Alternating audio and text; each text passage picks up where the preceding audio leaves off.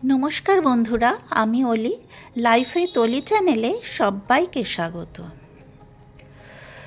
रोजकार भातेर पाते माछ किन्तु आमरा सकलेई खेये थाकी। एई रकम आलू दिए कातला माछेर झोलेर रेसिपि आमरा सकलेई प्राय कम बेशी बानाते पारी।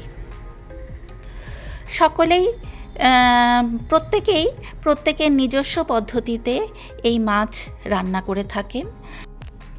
आमिও आमार निजस्व पद्धतिते एई आलू दिए कातला माछेर झोलेर रेसिपि रान्ना करे थाकी। तो आमी किभाबे एई कातला माछेर झोल रान्ना करछि सेटाई आमी आज आपनादेर संगे शेयर करते चलेछि। ताहले आसुन देखे नेওয়া যাক आमार कातला माछेर झोल आलू दिए किभाबे करी। तो एई रेसिपि करार जोन्नो एखाने आमी 8 पिस कातला माछेर टुकरो निये निয়েছি। तो माछटाके खूब भालो करे आमी धुए निয়েছি। धुए एरपर माछटाके मैरिनेट करते हबे। तो मैरिनेट करार जोन्नो आमी माछटाके प्रथमेई नुन हलुद और काँचा सर्षेर तेल 1 कि 1.5 टीस्पून मतन आमी ऐड करब। खूब भालो करे आमी माछेर पिसगुलोके एकटा एकटा करे मैरिनेट करे नेब। एई जे देखुन नुन और हलुद ऐड करे दिलाम। एरपर आमी सर्षेर तेलो ऐड करे दिलाम। এটা একটা ছোট্ট একটা টিপস, এই তেলটা অ্যাড করলে কিন্তু মাছটা কড়াইতে লেগে যায় না আর খুব সুন্দরভাবে মাছের ভিতরে তেল নুন সব ঢুকে যায়। এতে কিন্তু মাছের টেস্টটাও দ্বিগুণ বেড়ে যায়। তো আপনারা যদি এইভাবে মাছ ম্যারিনেট করে না থাকেন আমি বলছি এইভাবে একবার মাছ ম্যারিনেট করে দেখবেন, আশা করি আপনাদের ভালোই লাগবে। তো এর মধ্যে কিন্তু আপনারা একটু লঙ্কার গুঁড়ো দিতে পারেন, তাহলে কিন্তু এর টেস্ট আরও বেড়ে যাবে। আমি যেহেতু লঙ্কার গুঁড়োটা একটু কম ব্যবহার করি সেই কারণে আমি আর লঙ্কার গুঁড়ো এর মধ্যে অ্যাড করলাম না। আপনারা চাইলে লঙ্কার গুঁড়ো অ্যাড করতে পারেন। তো এই দেখুন একটা একটা করে মাছ আমি খুব ভালোভাবে ম্যারিনেট করে নিয়েছি।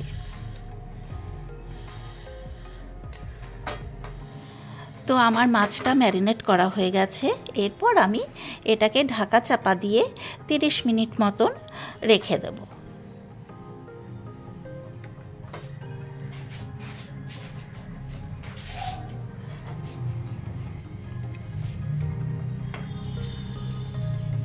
এরপরে আমি এখানে 3টে মিডিয়াম সাইজের আলু নিয়েছি আর 2টো পেঁয়াজ নিয়েছি।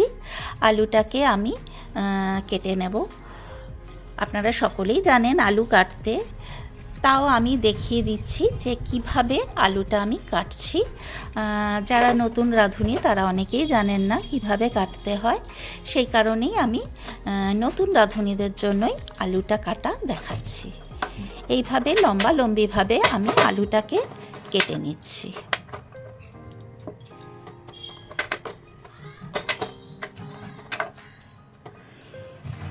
এই যে দেখুন এইভাবে আমি কেটে নিলাম। এরপর আমি এক বাটি জলের মধ্যে আলুটাকে খুব ভালো করে ভিজিয়ে রাখবো, তা নাহলে আলুর গায়ে লাল দাগের ছোপ আসতে পারে।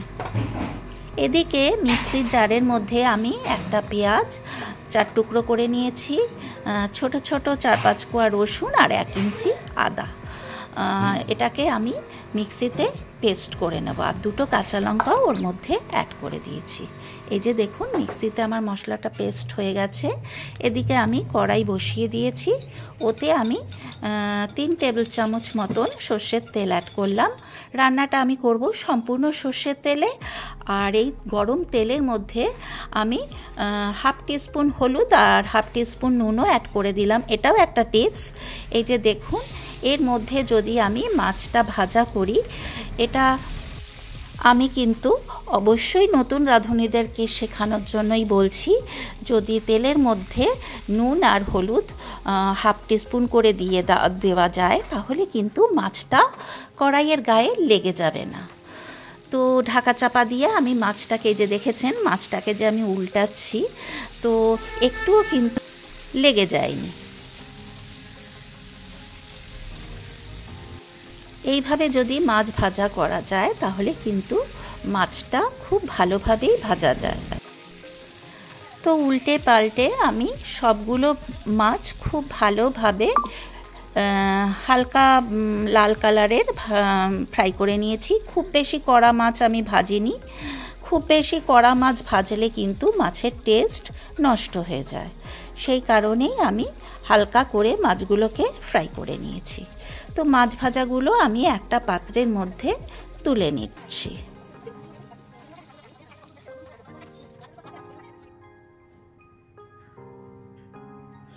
এরপর ওই তেলের মধ্যেই আমি একটা শুকনো লঙ্কা ফাটিয়ে অ্যাড করে দিলাম, আর হাফ টিস্পুন সাজিরা ফোড়নে দিয়ে দিলাম। আপনাদের কাছে যদি সাজিরা না থাকে আপনারা গোটা জিরাও অ্যাড করতে পারেন।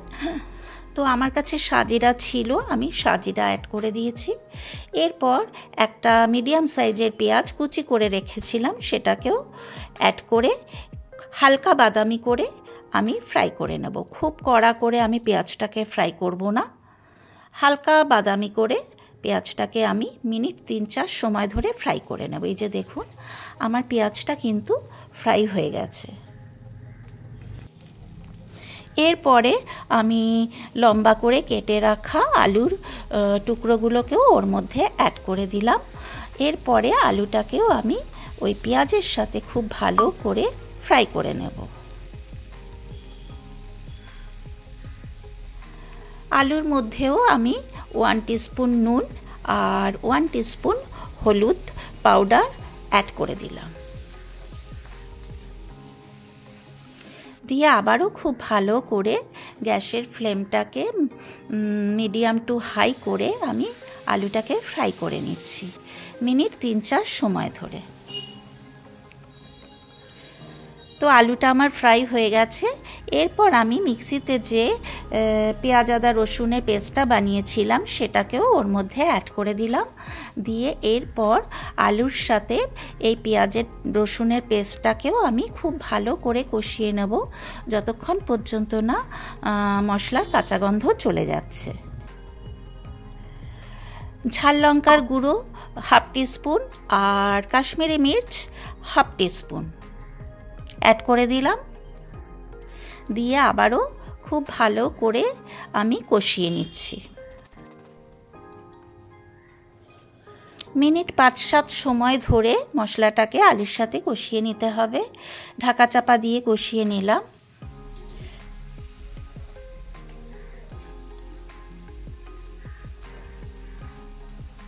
এই যে দেখুন আলুটা কিন্তু খুব ভালোভাবে কষা হয়ে গেছে।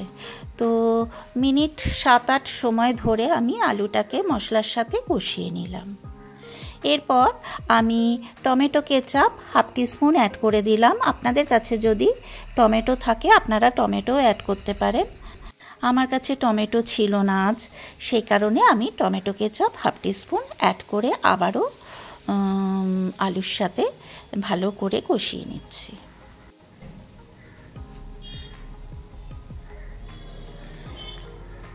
স্বাদটাকে ব্যালেন্স করার জন্য হাফ টিস্পুন চিনিও অ্যাড করে দিলাম। চিনিটা আপনাদের অপছন্দের হলে আপনারা চিনিটা স্কিপ করতে পারেন। আমি খুব কম পরিমাণেই চিনিটা অ্যাড করেছি।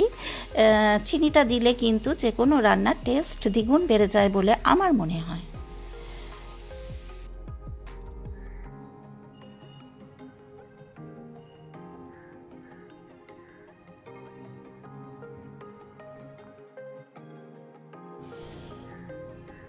আলুটা কষা হয়ে গেছে, তো অল্প খানিকটা জলও অ্যাড করে দিলাম। দিয়ে আবারও একটু কষিয়ে নিচ্ছি।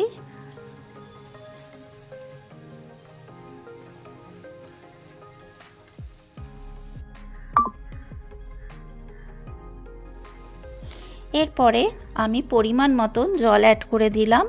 আলুটা সেদ্ধ হতে যতটা পরিমাণ জল লাগবে। আর 3-4টে কাঁচা লঙ্কাও শেষে অ্যাড করে দিলাম। ঝালটা আপনারা আপনাদের প্রয়োজন মতন দেবেন। আমার একটু ঝালঝাল হলে খেতে ভালো লাগে, আর কাঁচা লঙ্কার ঝালটা কিন্তু শরীরের পক্ষে খুবই উপকারী। আবারও খুব ভালো করে নাড়াচাড়া করে আমি মাছের পিসগুলোকে ওর মধ্যে অ্যাড করে দিলাম।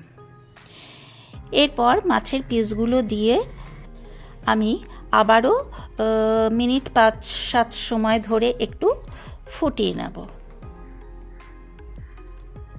ঢাকা চাপা দিয়ে।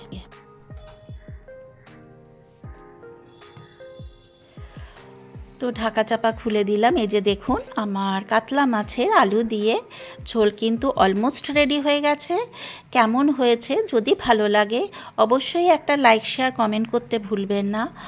আর যদি ভালো লাগে তাহলে অতি অবশ্যই আমার মতন করে এইভাবে একবার বাড়িতে অবশ্যই বানিয়ে দেখবেন। আশা করি আপনাদের ভালোই লাগবে। এই রেসিপি কিন্তু গরম ভাতের সঙ্গে যদি দেওয়া হয় তাহলে কিন্তু আর অন্য কোনো কিচ্ছু লাগবে না, এটা দিয়ে সম্পূর্ণ ভাত খেয়ে নেওয়া যাবে। তো আমার আজকের এই রেসিপি আপনাদের কেমন লাগলো অতি অবশ্যই একটা কমেন্ট করে জানাতে ভুলবেন না। আর যারা আমার চ্যানেলে নতুন, এখনও পর্যন্ত আমার চ্যানেল সাবস্ক্রাইব করেননি, তাদেরকে আমার চ্যানেল সাবস্ক্রাইব করার জন্য অনুরোধ রইল। আর পাশে যে বেল বাটনটা আছে সেটাতে প্রেস করে দেবেন, তাহলেই আমি নিত্য নতুন যা যা ভিডিও আপলোড করব সেগুলোর নোটিফিকেশান আপনাদের কাছে পৌঁছে যাবে।